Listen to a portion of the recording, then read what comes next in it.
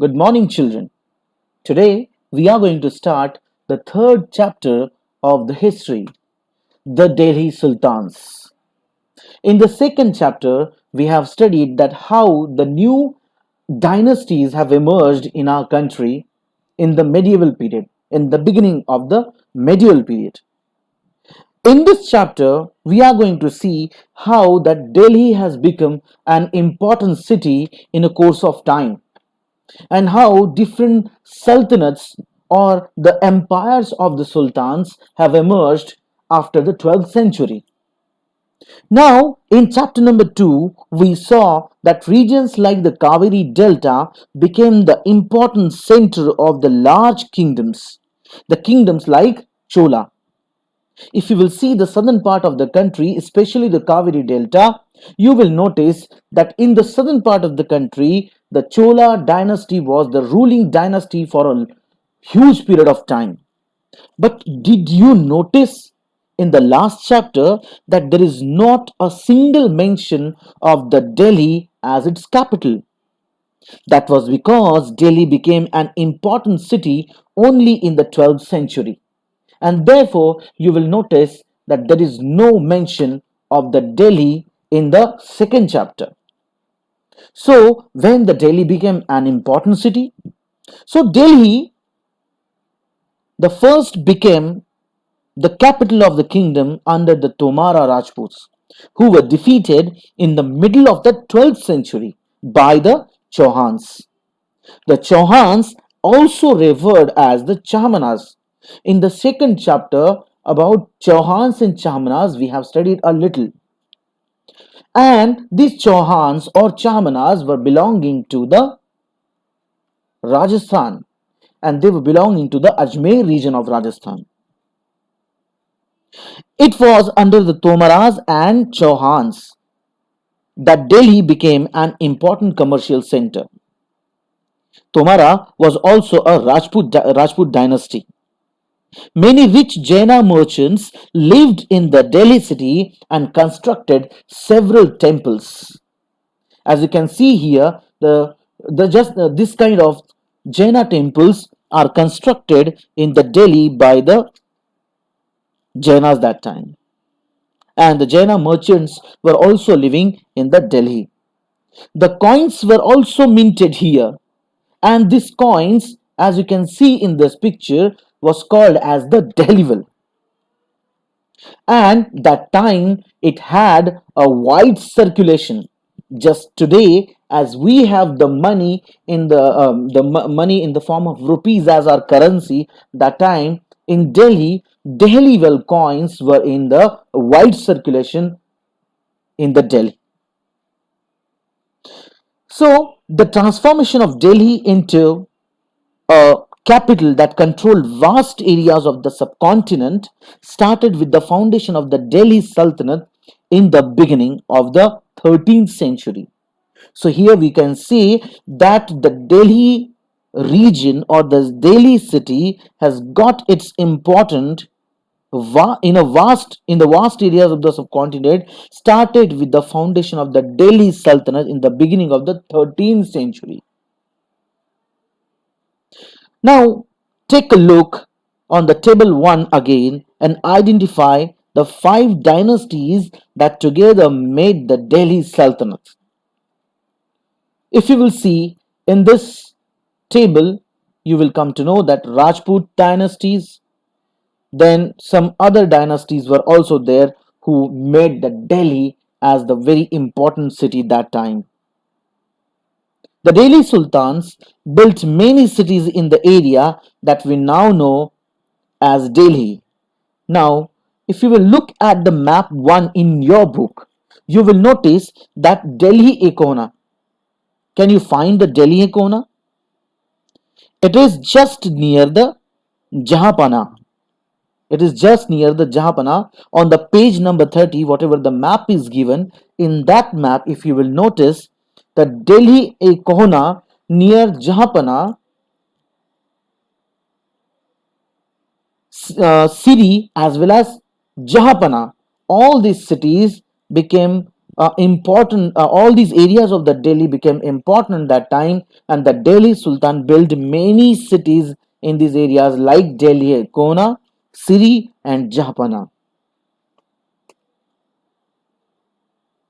Now, in this picture or in this table, you will notice that in 1130 there was the rule of Rajput dynasties. From 1130 to 1192 there was the rule of Tomaras and Chauhans in the Delhi. Then after Tomaras and Chauhans, early Turkish rulers came in India. They ruled over the Delhi right from 1206 till 1287. So, in this, the various Turkish rulers like Kutubuddin Aybak, Samshuddin Iltutmish, Razia Sultan, Ghiyazuddin Balbam, these kind of rulers have ruled over the Delhi. After them, the Khalji dynasty emerged, or they came and they won they got the victory over the Delhi, and Jalaluddin Khalji and Alauddin Khalji ruled over the Delhi. After them, Tughlaqs or Tughlaq dynasty came, then Sayyid dynasty came, and at last Lodi dynasty came in the Delhi. So in this way they ruled from 1165 to 1489. All the sultans have ruled over the Delhi right from 1165 to 1489. Now, finding out about the Delhi sultans. Here we are going to see that how do we know about the Delhi sultans from the books or from the written documents. So here some very important information is given about the historical evidences from which we are finding about the Delhi sultans. Although inscriptions, coins, and architecture provide a lot of information, so here we can say that inscriptions, coins, architecture, these all the things provide a lot of information about the sultans. Especially valuable are histories. Histories, these histories we call as tarikh or tawarikh in the Persian language. What is the meaning of tarikh? Meaning of tarikh is history. It is a singular word. The tarikh, this Persian word means history, and this is a singular word. But when we call tarikh as tawarikh, it is the plural of tarikh. That means histories. So history and histories. In this way, the singular and plural. In this way, there are two words as tarikh and tawarikh. And these tawarikhs are the valuable histories, and these were written in the Persian language. It was written in the Persian language, and this was the language of the administration under the Delhi Sultans. Means when the Delhi Sultans were ruling over the Delhi region, all kind of administrative and official works were done in the Persian language. The authors of Tawarikh were learned men, secretaries, administrators, poets, courtiers who both recounted events and advised rulers on governance, emphasizing the importance of the just rule. Now, in the next page, here we can see a picture. In this picture, you can see that some people are doing some activities. What actually they are doing? They are preparing the manuscripts to write the histories or history or tarikh or tawarikh. Tarikh or tawarikh. So, on the manuscripts, the tarikh or tawarikhs are written. Again, remember one thing. What is the meaning of tarikh? Tarikh means history, and a tarikh is a singular word. Tawarikh means histories, and the tawarikh is a plural word. So now we are going to see that whatever the histories were written, it was written on the manuscripts. So how these manuscripts were prepared? This we are going to see, or this we are going to understand with the four stages of the making of manuscript paper. So the first thing, or the first stage of the preparation of the manuscript is preparation of paper. As you can see in this picture, the person is making manuscript or making a paper of manuscript. In the second stage, you will see the person is writing the text. The person is writing the text over the manuscript's paper. The third stage is melting gold to highlight important words and passages. In this, you can see the person is melting the gold for what? Whatever the important words and passages are written in the manuscript that are highlighted with the gold. You would have remembering that normally in the Hindi movies or in some places this kind of phrase you would have heard कि इस बात को स्वर्ण अक्षरों में लिखा जाएगा. मतलब ये होता है कि जब कोई भी इवेंट हिस्ट्री में बहुत ज्यादा इंपॉर्टेंट होता है तो उसको गोल्डन वर्ड्स में या गोल्डन राइटिंग्स में लिखा जाता है. So in this way here in the manuscript also some of the important words and passages are written in the golden covering, we can say. Now the fourth stage, as you can see here, the fourth stage is the preparing the binding. When the complete manuscript is prepared, it is just like your book is binded. The same way the manuscripts were also getting bind to make it a proper. Now the next point that you can see in your book is a small illustration, and this illustration is the circle of justice.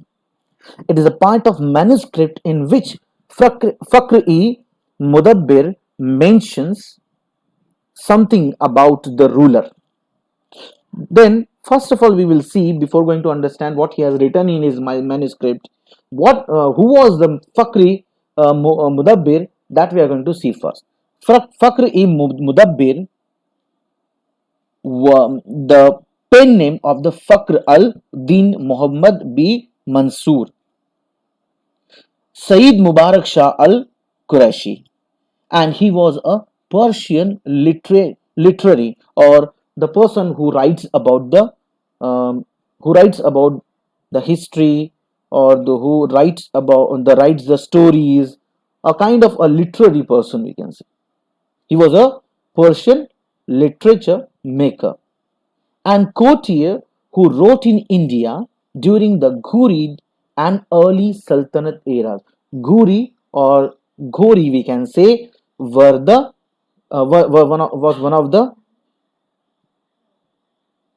dynasty of the sultans, as Muhammad Ghori and all those are related to the Ghori. Now, Fakr-e Mudabbir wrote in the 13th century, a king cannot survive without soldiers, and soldiers cannot live without salaries. Salaries come from the revenue collected from peasants, but peasants can pay revenue only when they are prosperous and happy. This happens when the king promotes justice and honest governance. In this particular part of the manuscript, Fakr-e Mudabbir mentions that all the things are related with each other. Like uh, king cannot survive without soldiers. Soldiers are being paid salaries. Salaries come from the revenues collected from the peasants, but peasants cannot pay revenue only when they are prosperous and happy. This happens when king promotes justice and honest. So in this way, the ruler, soldiers, peasants, all are connected to each other. In this, it is tried to say that all are related and dependent of each other. So here the question arises that do you think the circle of justice is an appropriate term to describe the relationship between the king and his subjects? You think about this question, whether all the subjects are really related with the proper circle of justice or not. You think about it. The authors of Tawarik lived in the cities, mainly in Delhi, and hardly ever in villages. That means the authors of Tawarikh like Fakr, what was his name? Fakr-e Mudabbir. Such kind of people, those who were writing the Tawarikhs, they were living in the cities, mainly in Delhi and hardly ever in villages. They often wrote their histories for sultans in the hope of rich rewards. So why they were writing the histories and histories for sultan? They were writing it for the rich and huge rewards from the sultans. These authors advised rulers on the need to preserve an ideal social order based on birthright and gender distinction. See, these rulers, which rulers? All the sultans and all kind of rulers of that time. These authors were advising rulers on the need to preserve an ideal social order based on birthright and gender distinction. Now, what is birthright and gender distinction, and why the authors were forcing or advising the rulers to maintain and preserve the social order that was based on birthright and gender distinction? So, before going to understand this, we have to understand the meaning of birthright and gender distinction. So, what is birthright? Birthright privileges claimed on account of birth. For example, people believed that noble inherited the in right the in right to govern because they were born in certain families. That means here it is said that only those people will rule, those who are belonging to the certain ruling families. The other people will not be able to rule, because it is the birthright of those people, those who are belonging to the ruling families. Now the next point is what? Gender distinction. So in ruling over the sultanates or empire, there was a social and biological difference between women and men. Usually uh, these differences used to argue that the men are superior to women. What is said here, that men are superior to women, and therefore only the men will rule over the empire, or they will become the ruler only.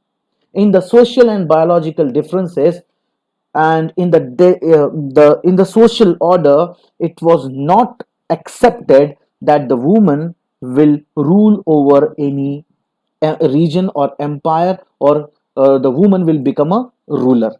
It was against the social order. But there is an example against the social order in the history.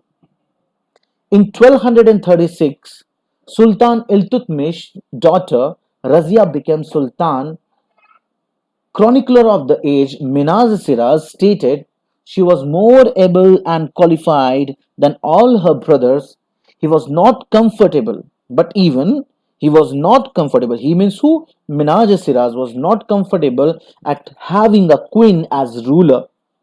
Nobles not happy at her attempts to rule independently. 1240, she was removed from the throne. In the next class, we are going to understand the next point, that is from garrison town to empire, the expansion of the Delhi Sultanate. What is garrison town basically? The garrison town is a place or the town where the soldiers are living, where there is a control of the soldier by the rule of by the law of Sultan. So, how from a small garrison town, the huge empire or the Sultanate started to expand till the Delhi from Bengal. About this, we are going to understand in the next period. I hope that all of you would have understood all the points related to the Delhi Sultanate that I've explained. Thank you very much and have a good time.